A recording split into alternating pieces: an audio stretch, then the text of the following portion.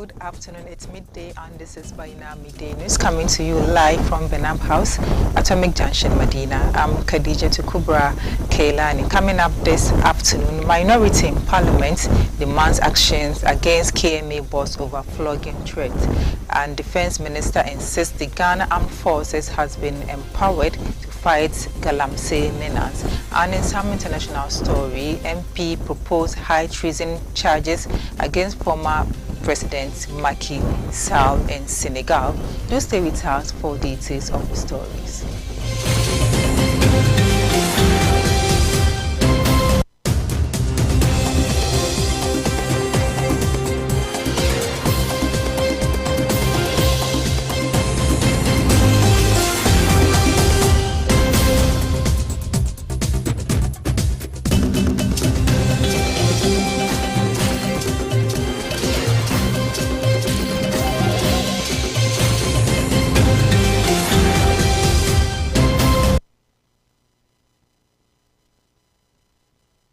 Remember, we are also live on Facebook and YouTube at Baina TV. Now to our first story. The Minister for Defense, Dr. Edward Omani Boama, has reaffirmed the government's commitment to eradicating illegal mining, declaring that the Ghana Armed Forces have been fully empowered to confront the Galamsey menace. The minister's remark followed a major military operation in the western region where a concealed illegal mining settlement housing over 10,000 people was uncovered and dismantled.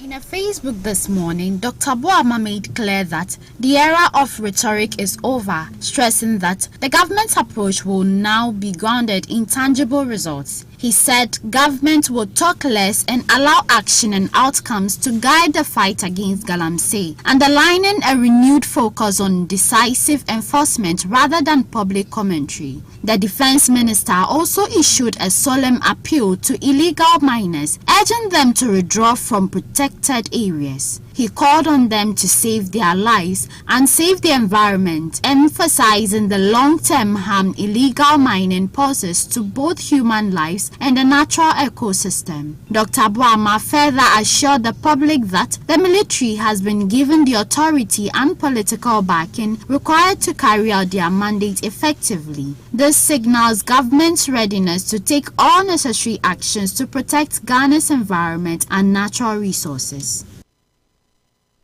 That the National Health Insurance Authority has announced a disbursement of 550 million Ghana cedis to health facilities for the payment of claims. According to the authority, the recent uncapping of NHIA funds is expected to facilitate the prompt payment of claims going forward. According to the Chief Executive Officer of the NHIA, Dr. Victor Bampoe, the President has instructed the Finance Minister within 30 days to release the funds accrued to the National Health Insurance Scheme. He said the NHIA expects to receive the funds more regularly in order to enable the authority pay service providers promptly. Meanwhile, the NHIA has indicated that it will expand its free dialysis program to provide greater access to life-saving treatment for renal patients across the country. As part of the initiative, the NHIA will procure additional dialysis machines and essential consumables for healthcare facilities nationwide. The expansion is in line with the government's broader strategy to improve access to critical healthcare services. Dr. Victor Bampoe further explained that the program aims to include more patients suffering from kidney conditions under the National Health Insurance Scheme.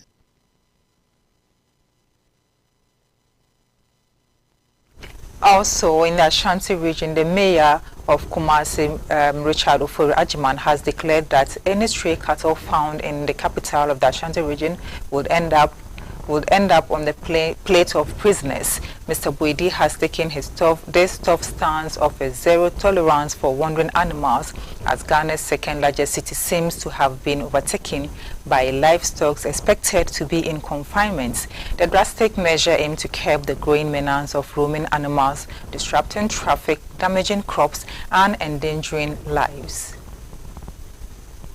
Every first May, aircon, who on entry, Who yen and Joe Kumasi. Maybe I'll pass all yen and be a Palaroma Cosueno. Now I was at your name, Juno. Some man in trash here and Mac me for assassin. If it's a so Baba Rock came assassin, if you first may know, a quiet Yachina, yet back my prison for central prisons. No more than Radiane. No more dear. It won't pass on entry about why I may feed a prison for now. Now, Wama will entry in what Trefi, and I says, so assembly Fufubia. No, I catch it on a number. Bemanuma, hear me. Baby, a hard dream partner say, we airport for Fefi, will be very full, Michelle Oba, or so, of course, Anteno. If the airport or call for a few of the champs who may 5 1 hour corner, we hear for ma, then train your mayo criminal, and your cry. It is yet to me, here's our situation, Emmanuel and Cosso. It won't ensure, yes, so. If it first make on a money ma came baby, you wouldn't feel be a bet you know, you never my prison for Eddie a year Adriani. Now,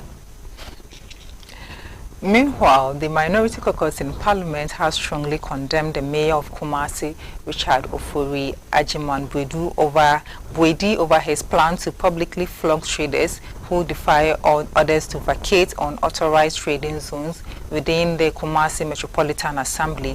The mayor's controversial comments made ahead of a planned 2 weeks decongestion exercise have triggered widespread public outrage, with many calling on him to retract his statement and issue an unqualified apology.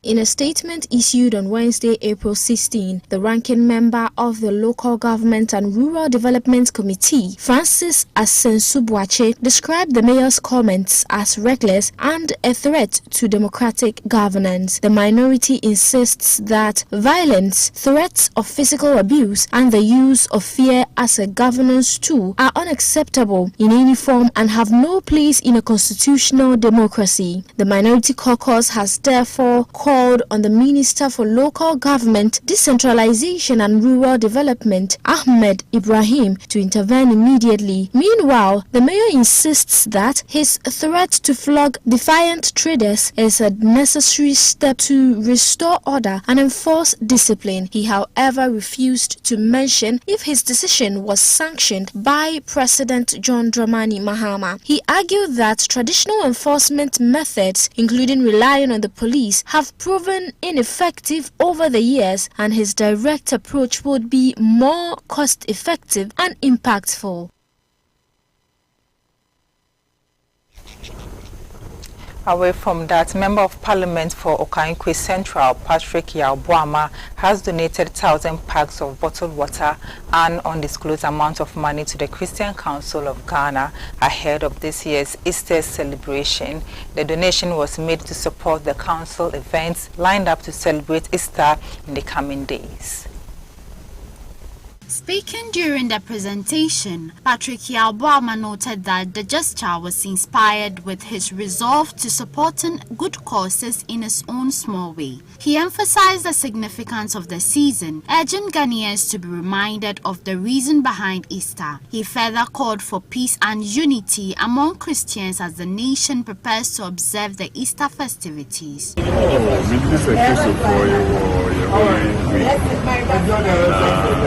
I see a Kai Christosome during this volume.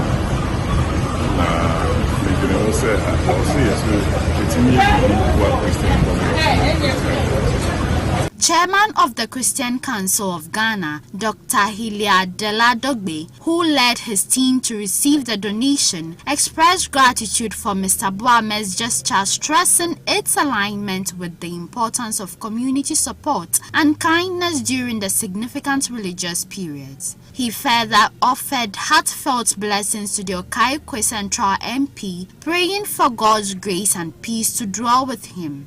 Easter, also known as Pascha or Resurrection Sunday, is a significant Christian festival commemorating Jesus Christ's resurrection from the dead. On his part, Secretary for Programs of the Salvation Army Ghana, Lieutenant Colonel Justice Isaac Inkum, described the donation as historic and rare, citing the support of corporate entities and individuals during Islamic festivities as a cause to emulate by the Christian community.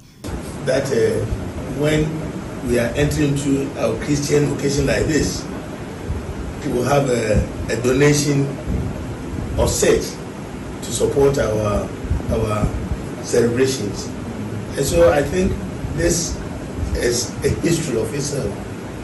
And we pray that as you have continued, as you have started, others will continue, will follow suit. And remember us as Christian Council, as we celebrate other programs, ministers and the MPs in our country will remember to give us support as such, so that we all feel like, yes, we're all part of you. So myself, thank you so much for doing this today, and I'm glad. God bless you. God bless you. We'll continue to do it every time. If we get to know your programs and activities, then I'll put the team in touch with GS and Chief Administrator. Yes. And now in business, the Ghana Union of Traders Association has strongly criticized the Public Utilities Regulatory Commission over recent utility tariffs hikes, describing the Commission's justification as unconvincing and tone deaf to the current economic hardship facing businesses and ordinary Kenyans. This follows PURC's announcement of a 14.75% increase in electricity tariffs and a 4.02% rise in water charges effective May 3, 2025. According to the PURC, the upward adjustments were necessitated by several economic and operational indicators, including the exchange rate between the Ghana cedi and the US dollar, inflation projections for costs, particularly natural gas, and the current hydrothermal generation mix. However, in a statement signed by its General Secretary, Alpha A. Shaban, GUTA rejected the rationale provided for the increases, stating that the reasons do not hold water. GUTA argued that instead of transferring the burden to consumers, PURC should focus on eliminating inefficiencies and waste in the management of electricity and water services, which is identified as the real drivers of rising operational costs at the Electricity Company of Ghana, ECG, and the Ghana Water Limited. The group went further to criticize the broader public sector, claiming it has become a gold mine for personal enrichment among public and civil servants. GUTA is therefore calling on the government to clamp down on the misappropriation and corruption within state institutions. On international front, a Senegalese lawmaker has formally proposed the indictment of former President Macky